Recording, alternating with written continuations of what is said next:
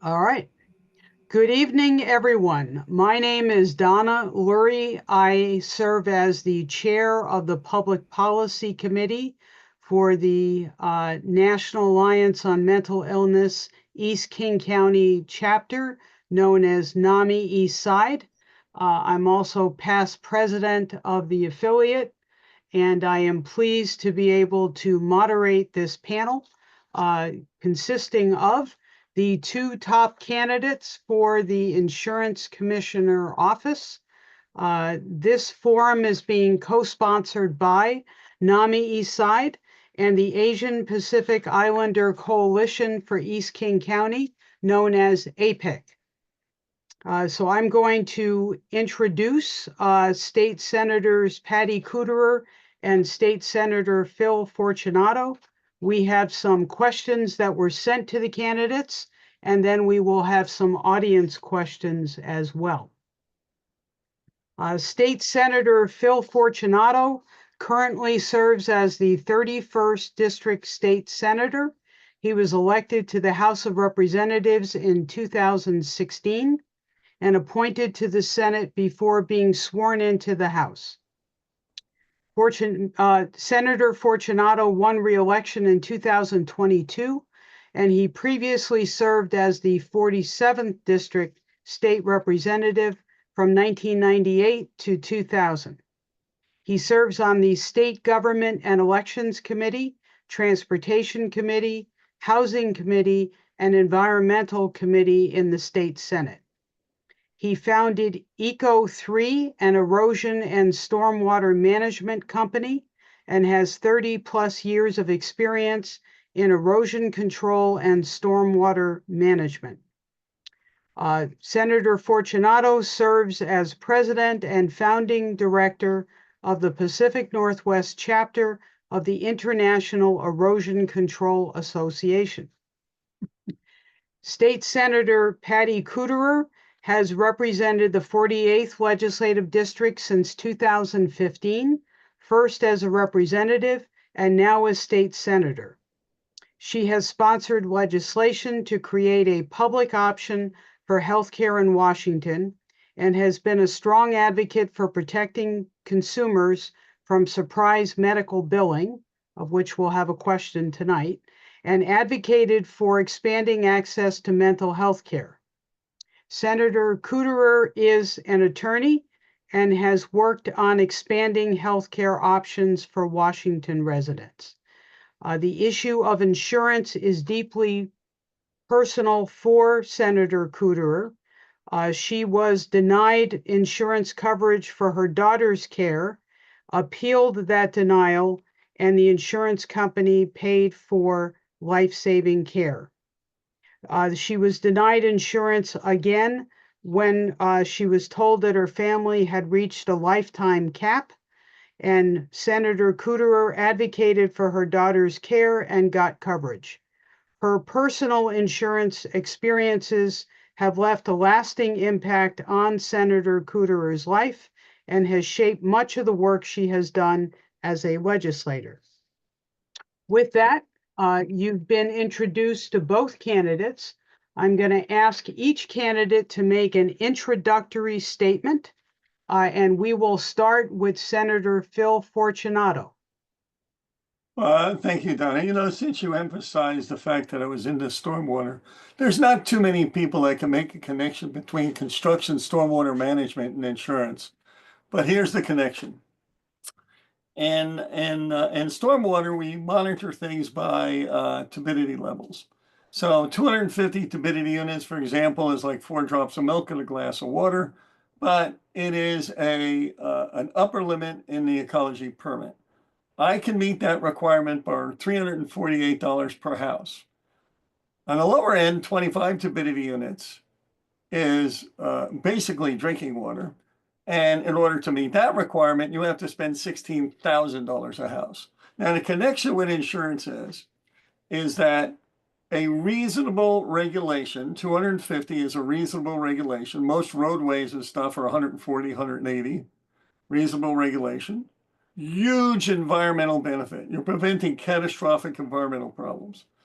Unreasonable regulation, 25 tipping units, drives up the cost of housing dramatically, but does not give you a significant benefit in environmental protection. And so the connection is unreasonable regulations, burdensome regulations simply drive up cost. Reasonable regulations help reduce cost and moderate that. So, my tagline is reasonable regulation, increased competition, and then lower costs. So my goal is to have insurance companies fighting for your business in Washington State. I want more competition. I want more insurance companies putting together packages and programs that people could then choose from. So in some cases, the government prevents that from happening. Obamacare, for example, did some certain things that prohibit a catastrophic plan coupled with a medical savings account, which I believe is the best way to go. And so you would need a waiver if you wanted to do that. So bringing that expertise into the office is what makes the connection. So I also do not believe that the insurance commissioner's office should be used to implement policy. Policy is something that the legislature does. That's why you elect your representatives and your senators. They set policy. The insurance commissioner should not be implementing policy based on his whims. In the case of credit scores being used to address insurance issues. So that was a bill that didn't pass the legislature, that the insurance commissioner simply implemented by rule. So many people don't realize the power that the insurance commissioner has in rulemaking, tremendous power, as opposed to law. So they can simply draft a rule. Every insurance company, every insurance policy has to contain this. Every insurance policy has to contain that. Now, what that does is bring additional things into the mix that you may or may not want. And I advocate for consumers to be able to make their own choices on what they want in their medical plans, and Thank you. and therefore reduce costs. Thank you very much, Senator Fortunato. Senator Kuderer will now have the same opportunity to provide an introductory statement, and we will be timing you as well. All right. Thank you. And I do want to let you know ahead of time that I'm having some internet connectivity issues for some reason. So I apologize for that. If things freeze up, I will come back on as quickly as I can. But anyway, I want to start just by thanking everyone for this opportunity to speak with you tonight. I'm Senator Patty Kuderer, and I am running to be your next insurance commissioner.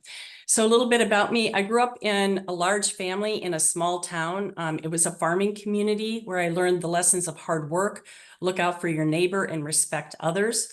I worked my way through college, at times working multiple jobs before graduating with a BA in history. I then went to law school at night and worked during the day so I could pay for that and have a roof over my head while I was in law school. And at that time, I also, when I was in my first year of law school, I was also working at an insurance agency. And it was there that I learned all about property casualty insurance and got my license and actually sold property casualty for a short while. I left the agency and I started clerking for a firm where I eventually became a partner. And I started out as a prosecutor and a city attorney and worked as an employment lawyer for decades. And over my career, I've handled hundreds of insurance claims for consumers and also some on behalf of insurance companies. I've been a legislator since 2015, and I have a proven track record there of advocating for consumers. Notably, this last session, I had 4 insurance-related bills that were consumer protection bills that passed with either unanimous or strong bipartisan support. So I've stood up to those with the most power as a lawyer and as a legislator, and it's my experience and training that makes me uniquely qualified to be the next insurance commissioner. So my vision for the office, the insurance commissioner's job is to regulate and provide oversight of the insurance industry, to approve rate increases, to monitor all insurance-related businesses, and ensure that our laws, like our reproductive justice laws and our gender affirming laws that I voted for, are fully and fairly implemented. It's also the office that is responsible for addressing the insurance impacts resulting from climate change. And importantly, the commissioner acts in the public interest. That means that the office must be consumer-centered.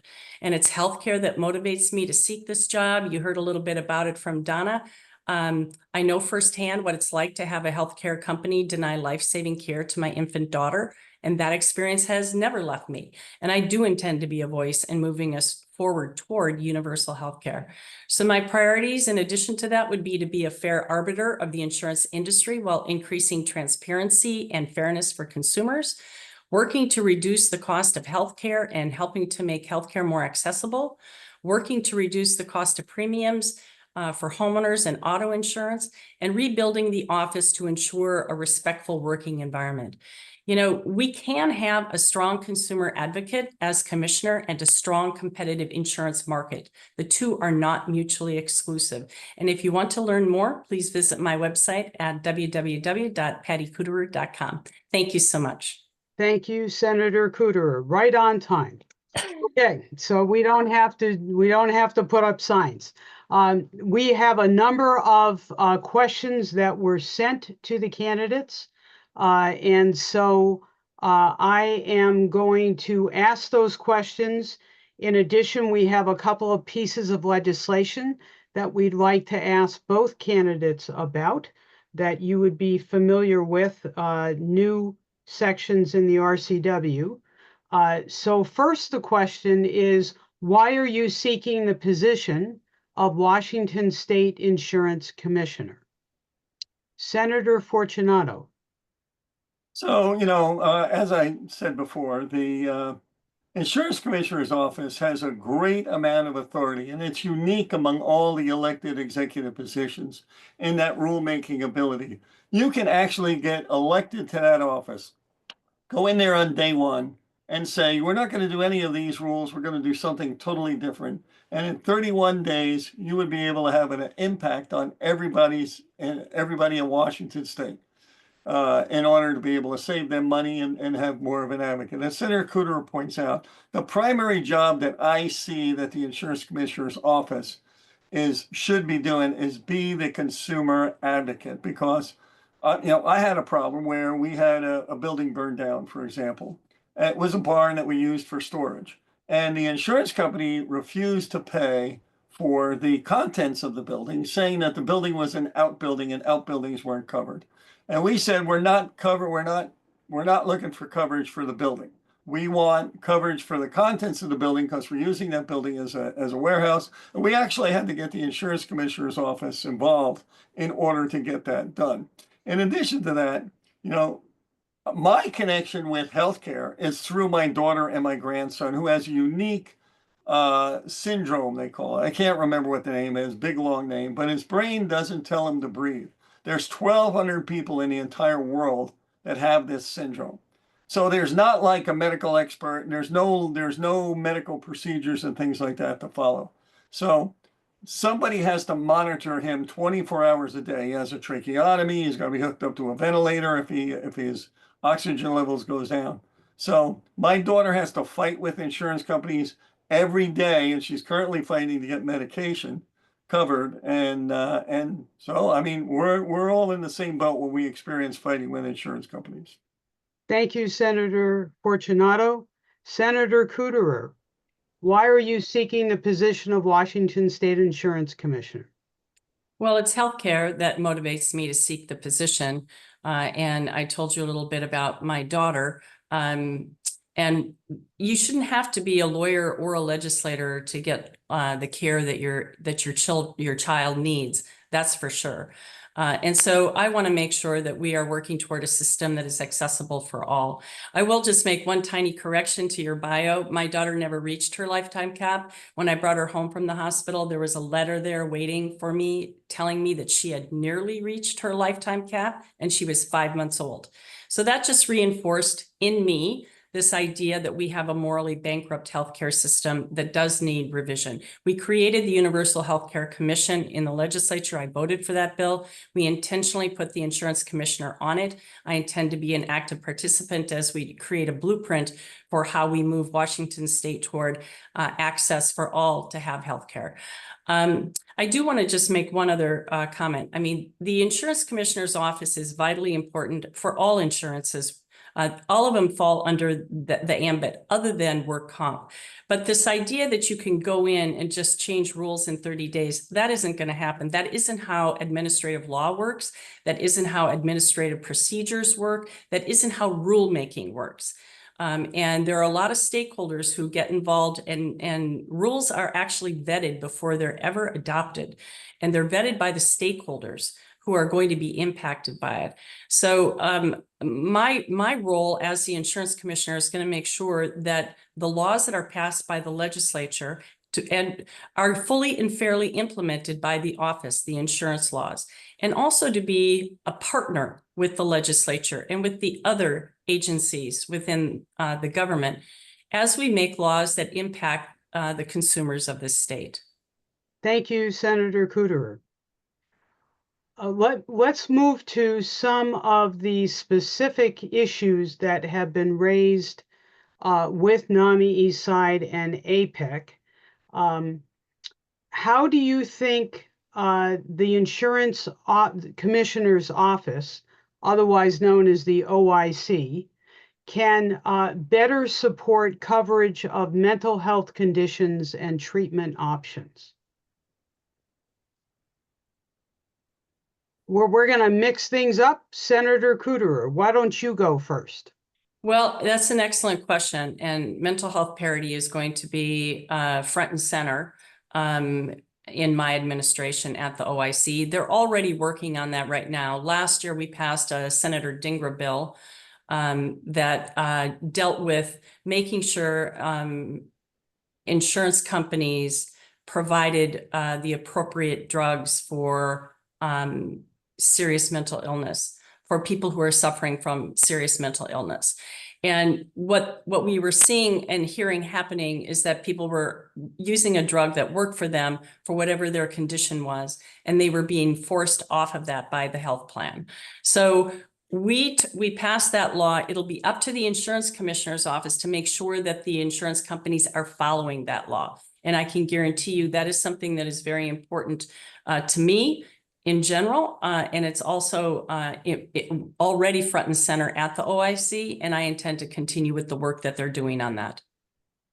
And is that the Mental Health Parity Act, RCW 48.20.580? Is that what you're referring to? That, and then the bill that we just passed this last year from Senator Dingra, 2023, it might have been. But I will say, we do not have mental health parity either federally or within this state, and we have to continue working at that. I was on a call with the White House and some legislators from around the country talking about this. And one of the biggest issues that we have isn't just that the reason that we don't have the mental health parity, or part of the reason, is that we don't have enough mental health counselors. We don't have enough access to providers who provide the service. And we need to be more creative in how we get people into that occupation, into that vocation, so that people have access to the treatment and the help they need when they need it. Thank you, Senator Kuderer. Senator Fortunato, how can we get better coverage of mental health conditions and treatment options? You know, one of the things that we want to look at is the seriousness of this mental health issue. It ranges from the people wandering around that we see on the street that obviously have problems, sometimes in the middle of the road, etc., all the way to the other extreme where people are so taken and mentally unstable that they are willing to take a firearm and go and shoot up a school or whatever. So this is the range that we need to be addressing. And that means, you know, more addressing these issues both in school and both sometimes in the workplace and out in the field, out in the street. So we need to be looking at this holistically and having a plan in place to manage these different facets of the healthcare and mental health industry. So, and that means that we need to focus, and as Senator Kuderer points out, you know, everybody's working on some different aspect of this, but we need to be making sure that we focus on the ability for these people to get treatment. And in order to get treatment, you need to have more counselors. It's just like we need to have more in a hospital situation. In order for nurses, for example, to have breaks, you need to have more nurses. So we need to put the emphasis on getting more qualified counselors to address this wide range of different issues that we face, from the street to the classroom to the workplace. Thank you, Senator Fortunato. Here's a specific issue that has been raised with our affiliate several times, and that is how the two of you think that the insurance office can better handle coverage of maintenance and prevention efforts instead of waiting for a mental health crisis or a health crisis to provide coverage for intervention. Often insurers will drop coverage because the person's condition has improved, but they don't recognize that these are lifelong conditions. And so we treat heart disease as an example, and we don't wait for a heart attack to happen. But when there is treatment for mental health conditions, we often wait for a mental health crisis before the insurer will agree to provide coverage.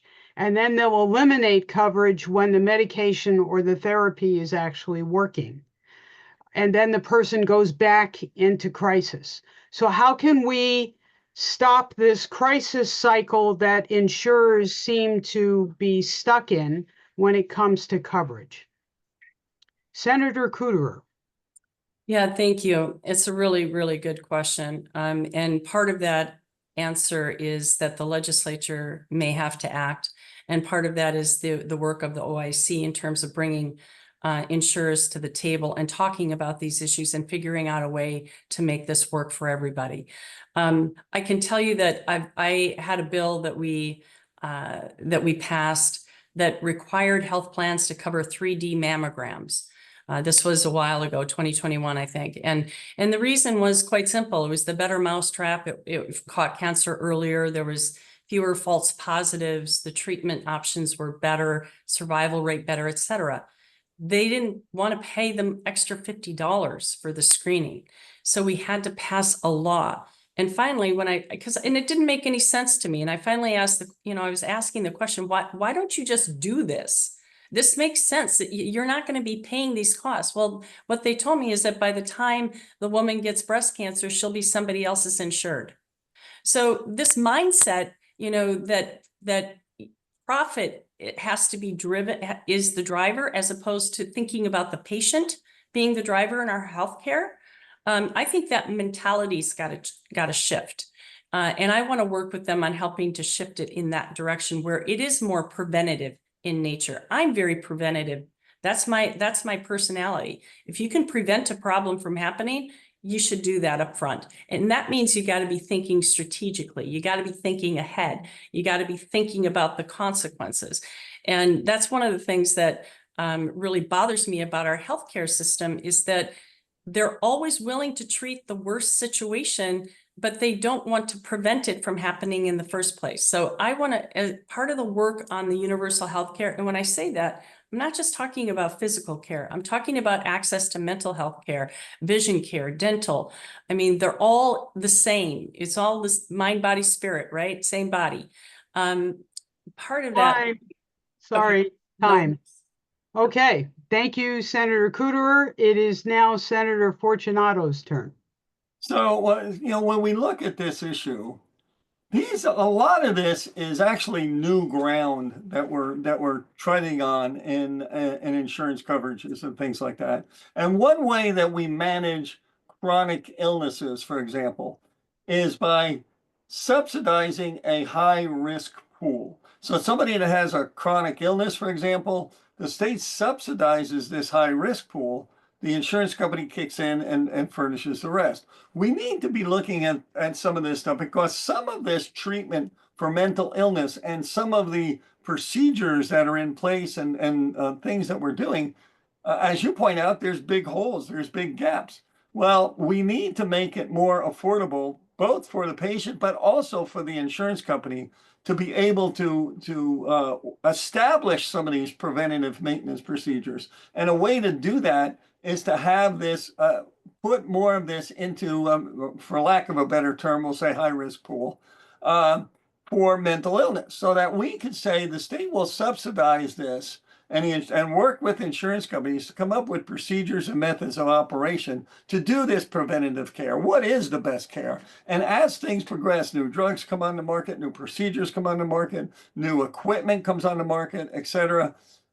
We want to be able to incorporate that in without having legislation, which quite frankly is too slow. We need to be addressing these issues on a daily basis. So having this procedure in place and being able to establish that high risk pool keeps that risk to the insurance companies down and allows them to actually fund that, as opposed to the state funding the entire thing with basically a payroll tax deduction for everybody.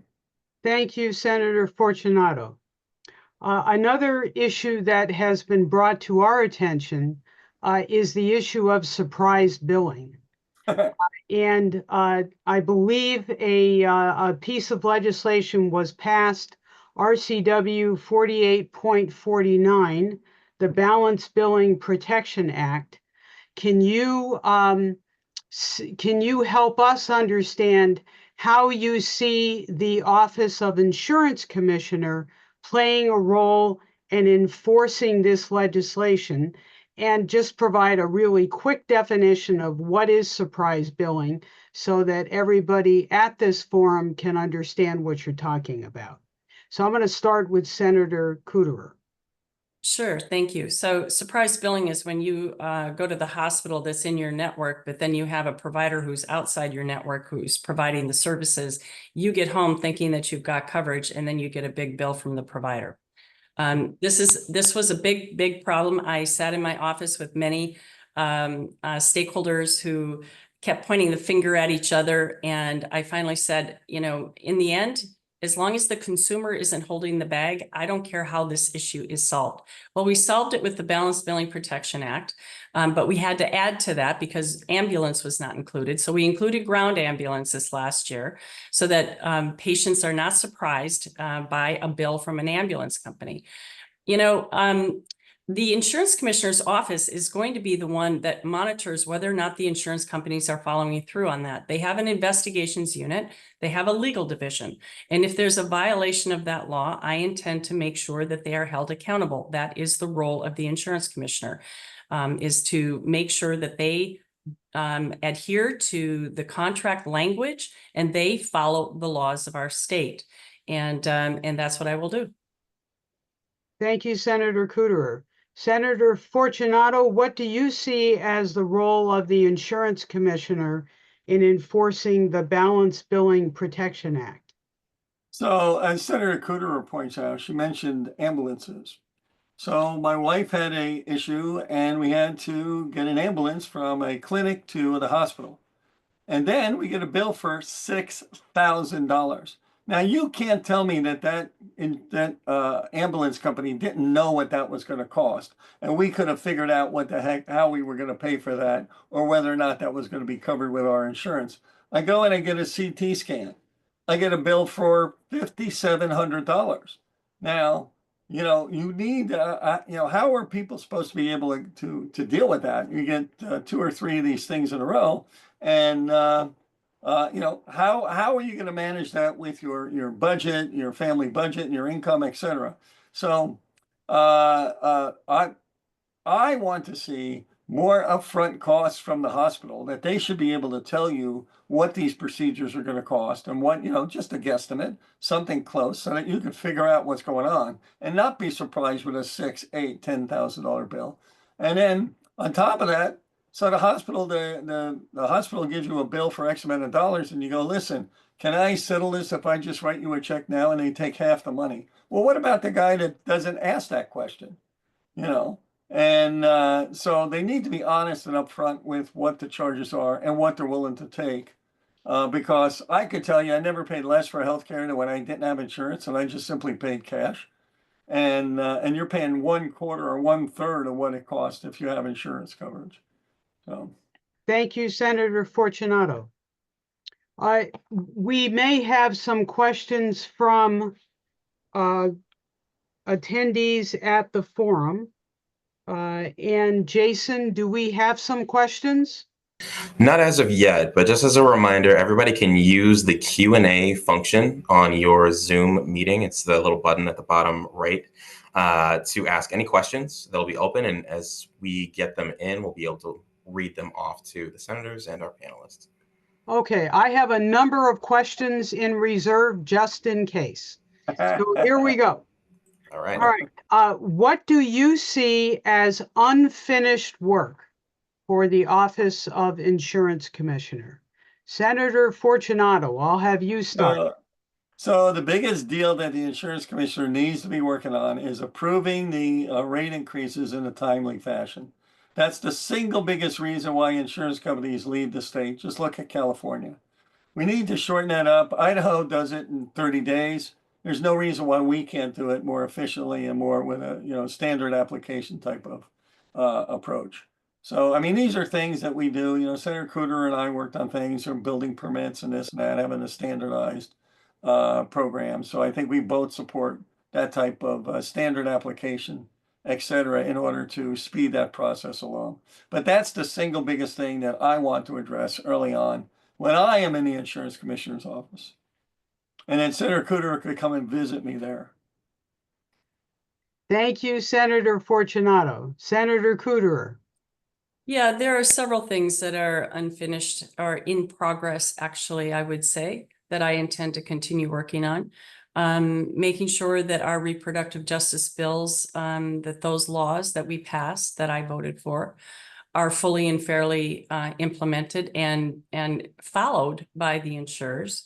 I also think that there's going to be a lot of work on homeowners insurance and wildfire preparedness and disaster readiness.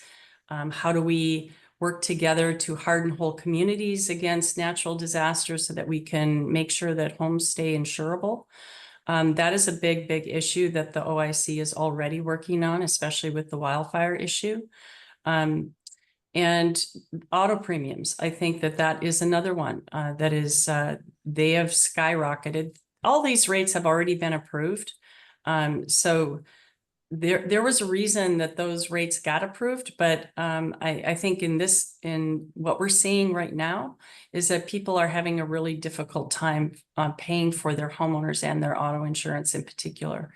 And so it's going to be a focus of mine. I think the insurance commissioner's office, what unfinished business I think really is, there has been consumer outreach, but I think there needs to be more. I think there needs to be more of an engagement on consumer education with how the insurance industry works, what insureds can do right now to help reduce their premiums, I think would be really helpful. And so those are some of the things and of course, healthcare is something that will be a major focus for me. Thank you, Senator Kuderer. Now, both of you discussed having situations where there was a refusal of coverage by an insurer. So how can the insurance commissioner's office better support consumers in appealing refusal of coverage by an insurer? Senator Fortunato. So remember, what the insurance commissioner's office would do is advocate that the insurance company actually follow the policy that they implemented. So, I mean, if you bought a policy that does not include certain coverage, the insurance commissioner's office can't mandate that an insurance company covers something that you didn't pay for. But by the same token, if there is, when in my case, it was the building burned down, and they said, well, it's an outbuilding, we're not covering the building, but that included the contents, which is different. Okay, we used it as a warehouse, et cetera. So under the the insurance program, the insurance contract that we signed, it covered our inventory, which was in the building, and we had to get the insurance commissioner to get involved. So that's something that, the insurance commissioner's number one job, I believe, is to be the consumer's advocate and to fight to make sure that the insurance companies are doing what they say and what their policy includes. So. Okay, thank you, Senator Fortunato. Senator Kuderer. Thank you. So a couple things I would say. First of all, the appeals process for insurance claims is incredibly difficult. It's challenging, complicated, and it's designed that way because they know a certain percentage of people won't be able to do it.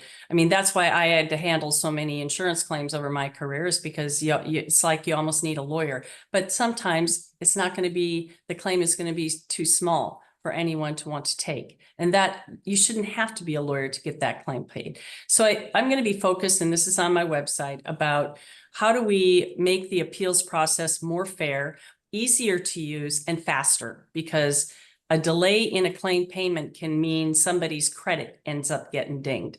And here in the United States of America, as I pointed out earlier today, medical bills are the number one reason for bankruptcy. The other thing I would say is I had a bill that did not pass this session that I think is definitely worth the OIC working with the legislature on, and that is making insurance contracts in plain language. I have seen so many what I call creative interpretations of exclusions. And that's those are the things that end up in the appeals process. So if you want to reduce appeals, I think we want insureds to know what they're buying. And so I think it's only fair that we have the contracts in plain language. And we won't be the first state to do that. Other states have already done it and it works just fine. So I will be working with them quite closely. Hopefully we'll get that bill over the finish line. Thank you, Senator Kuderer. I believe that we have a few questions from our participants. Jason, do you want to read the first one? Sure thing. So the first question from our audience members is, how do you see this job being different than other positions that you've held? And how will you perform temperature checks to ensure you're working in the right direction?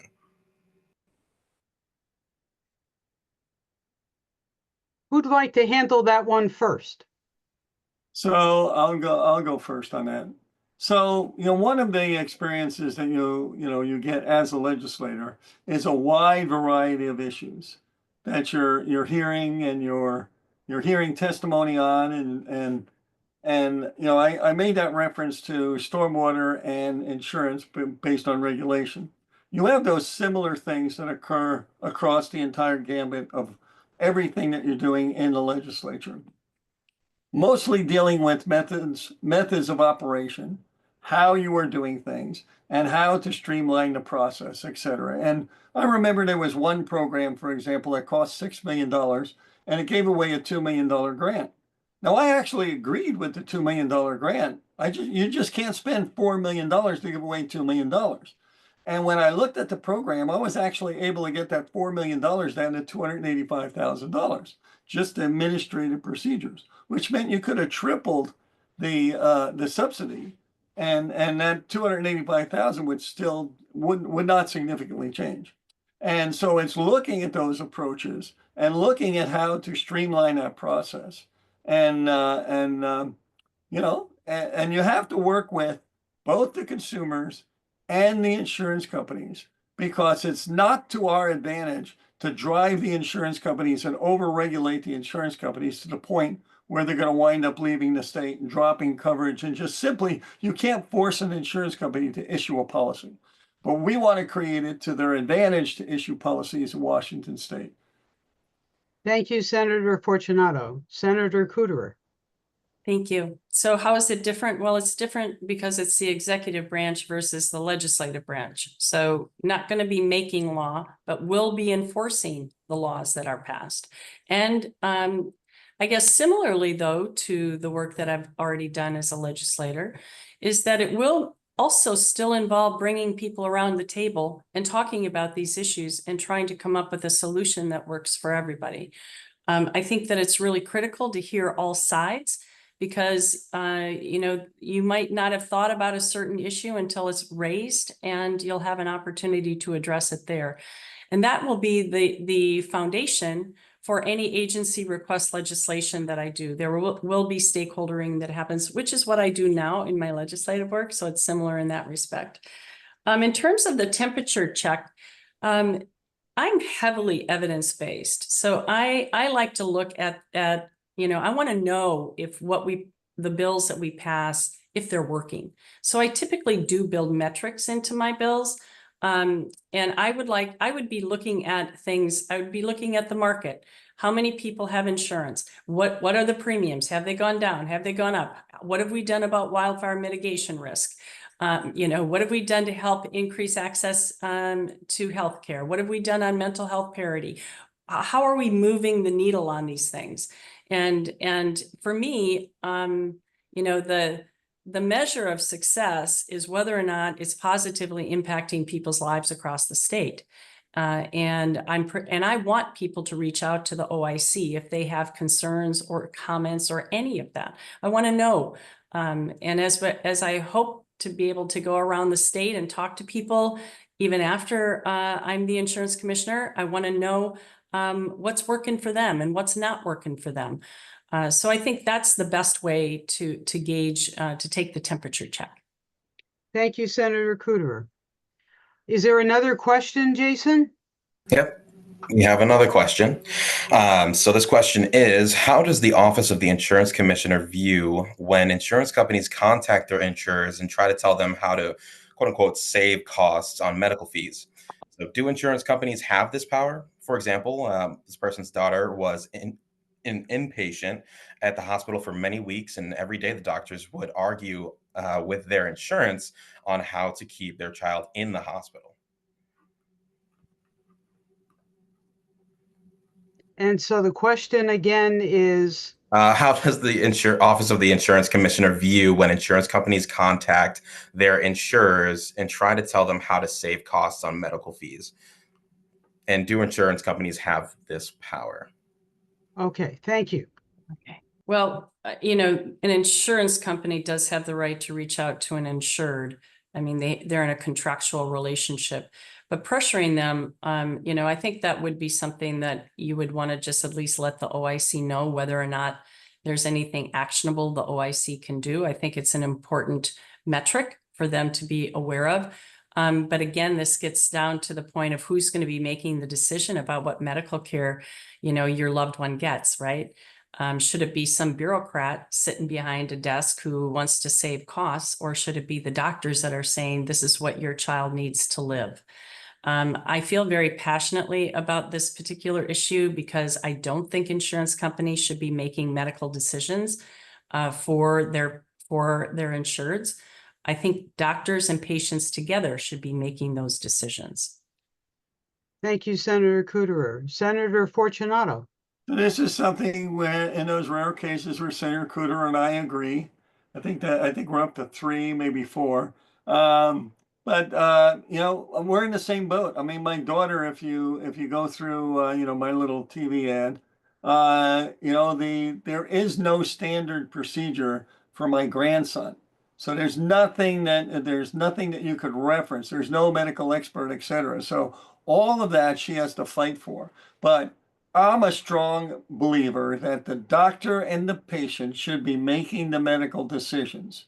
Now, we have to be careful because sometimes those doctors are making these recommendations based on potential legal action. So they're saying that, hey, we want to do A, B, C, and D. And the reason they're saying A, B, C, and D is mostly because they don't want to get sued in case something goes wrong.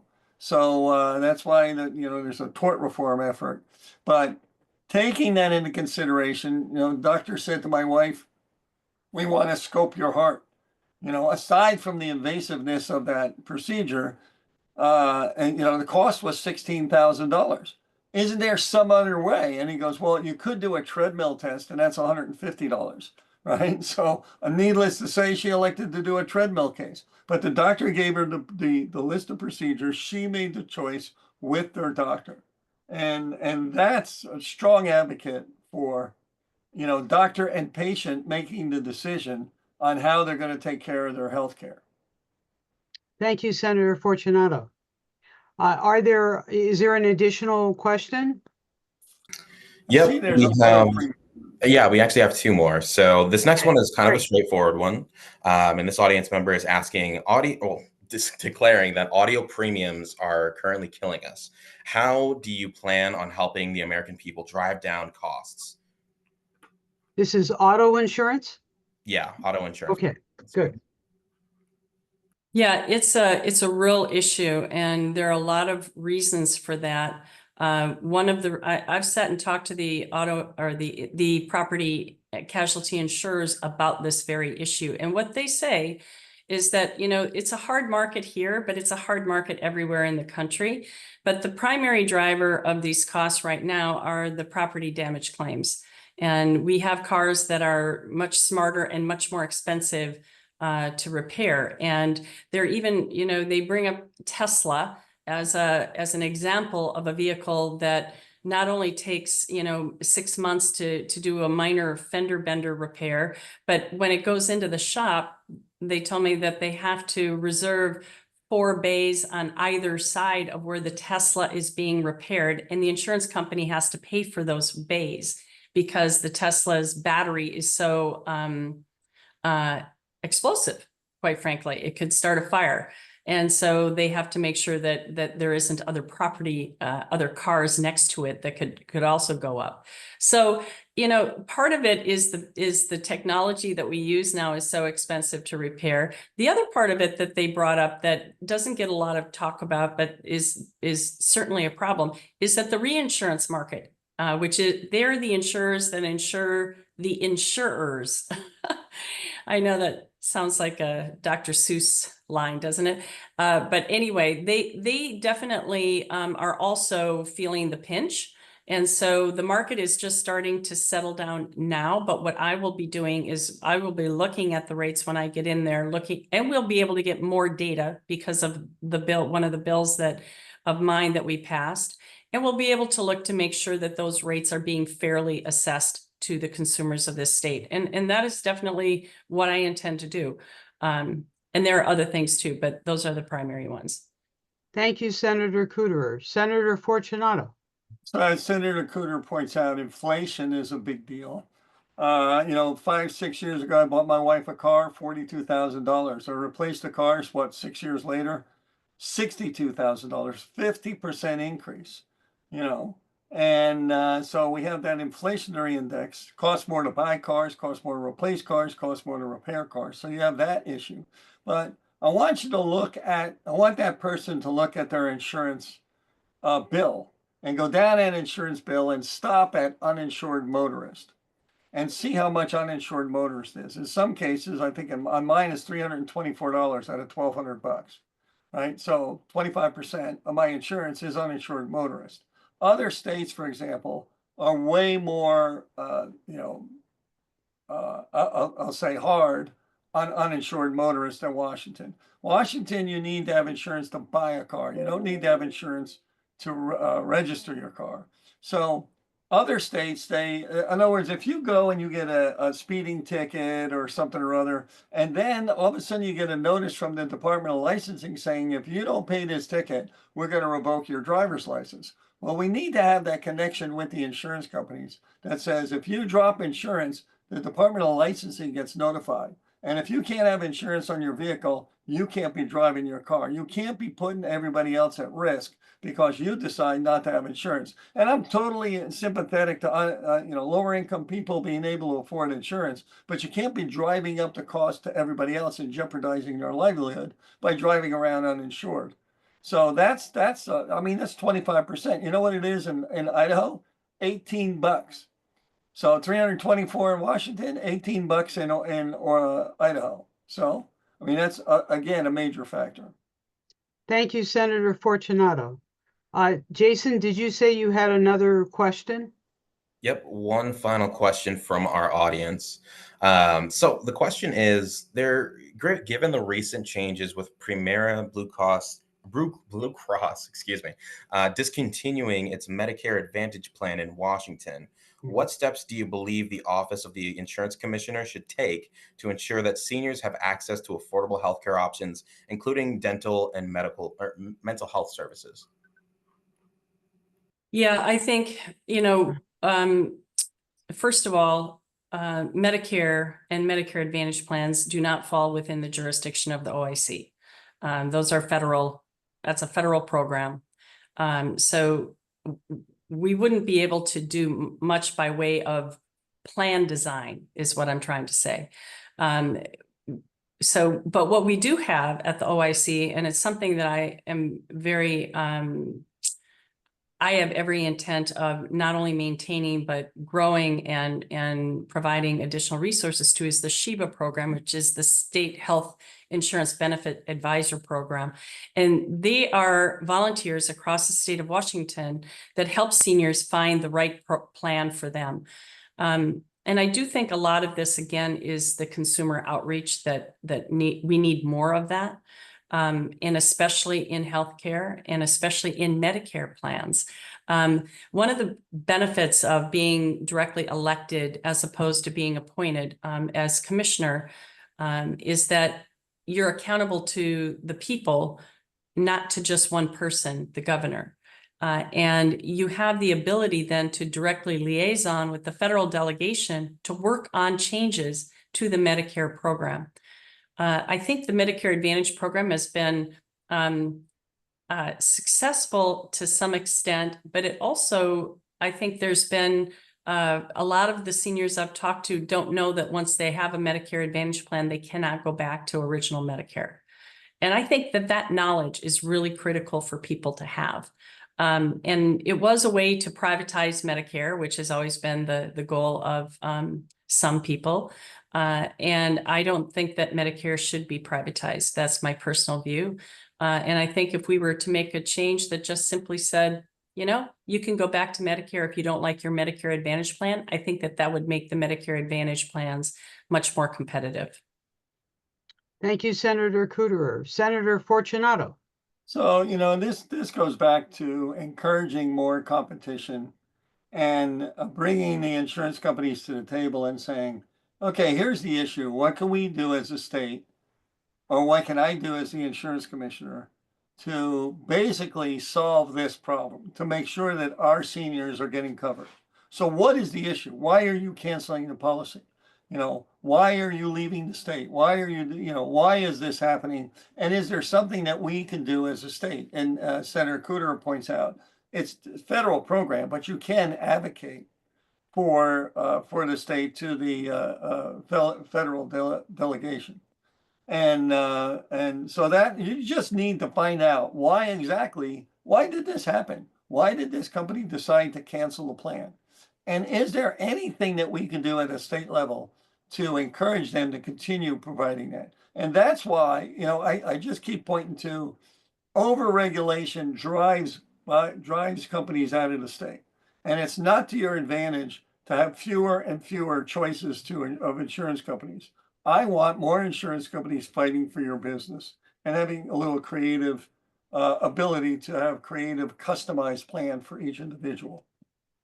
Donna, may I just respond for a moment? Sure. Thank you.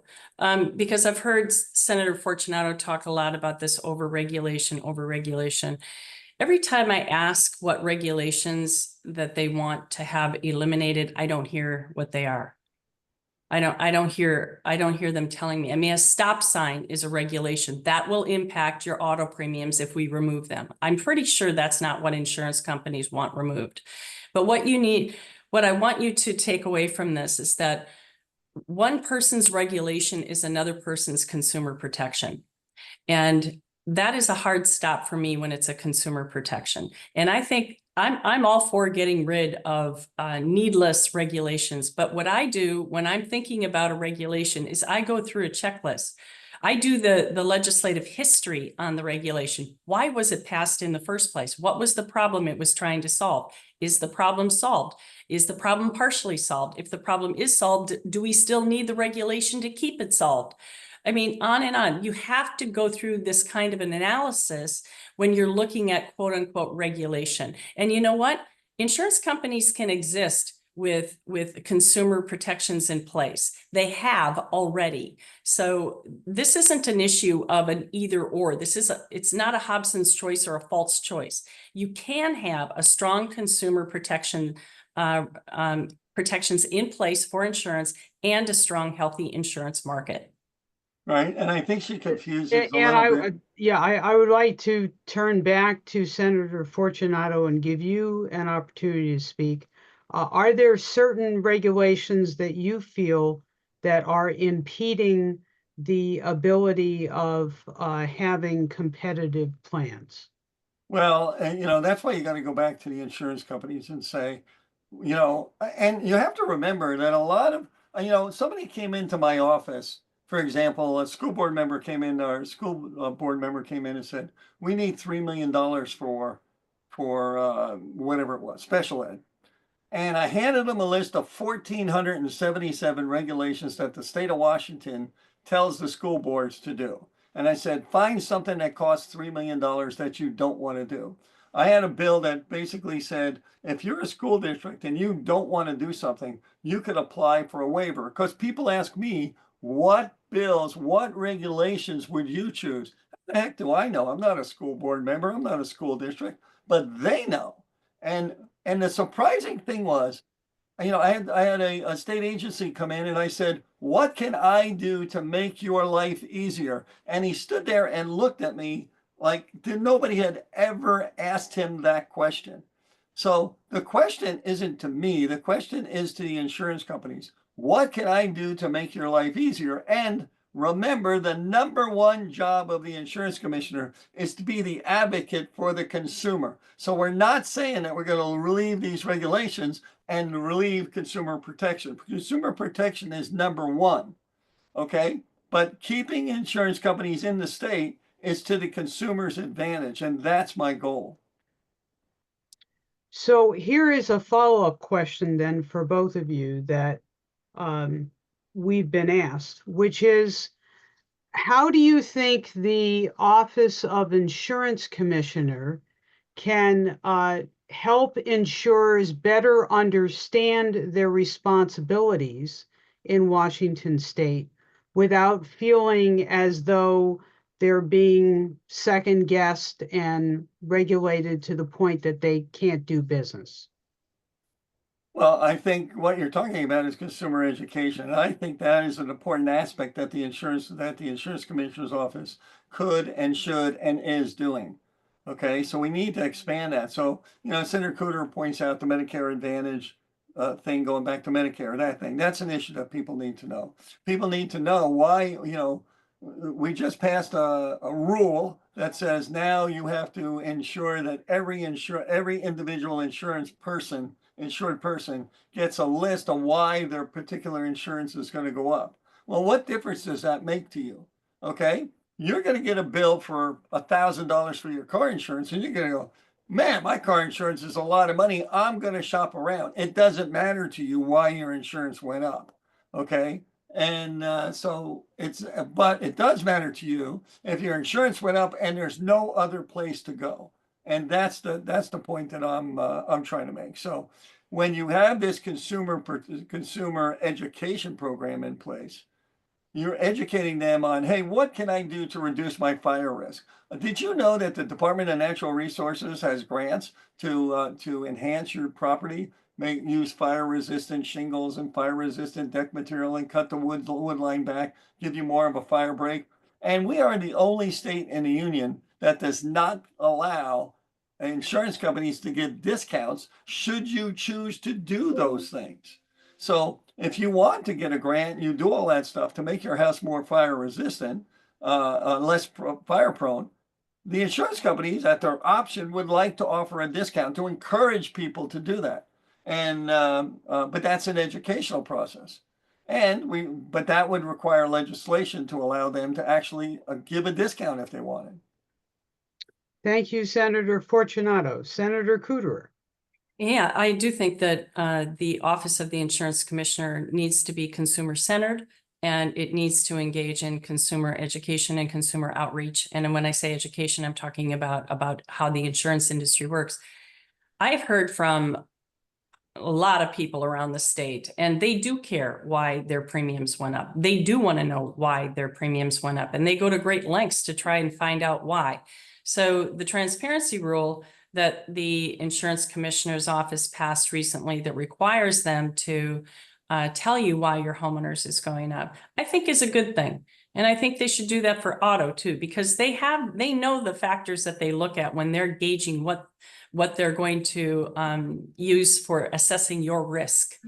I think you should know what those are, so that if there's something within your control that you can change, I think that you might want to do that if it means your premium will be reduced. So I think this is really about education and letting people know that the office is going to be a resource for them to help them figure out their insurance issues. Thank you, Senator Kuderer. Jason, do we have any more questions from our attendees? Nope, that is all the questions we have so Okay. far. All right. I'm actually going to have to get off here very shortly. Okay. This was How about if you make a concluding statement, and then Senator Kuderer can give a concluding statement, and we will end earlier. Hey, my statement is pretty simple. I mean, we covered a big gambit. We covered a lot of ground. My statement is pretty simple. You want cheaper insurance, vote Phil. Okay. Thank you, Senator Fortunato. Senator Kuderer. Thank you, Donna and Jason. I want to start just by thanking everyone who took time out of their night to watch this. I am so deeply appreciative that you would do that, because this is a down ballot race. This is an unknown commodity for the most part. As I go around the state, people don't even know that we have an insurance commissioner. And, you know, it's the first time this office has been open in 24 years.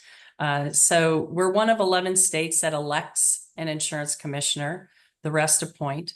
And I think the wisdom of the legislators that passed that law is evident, because they know that by having the insurance commissioner accountable to you, the insurance commissioner should, and in my case, will put you first. So I thank you for your time, and I look forward to rolling up my sleeves and getting to work after January in the Office of the Insurance Commissioner with your help. Thank you. Thank you both to Senators Fortunato and Kuderer for making time in your busy schedules. And our concluding comment to everyone is, please vote. Amen.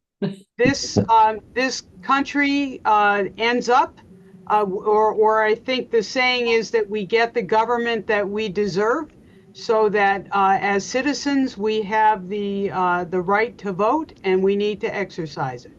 So thank you all for attending this forum, and we will conclude at this point. Have a good evening. Thank you. Thank you. Bye-bye. Thank you, everyone. Take care. All right.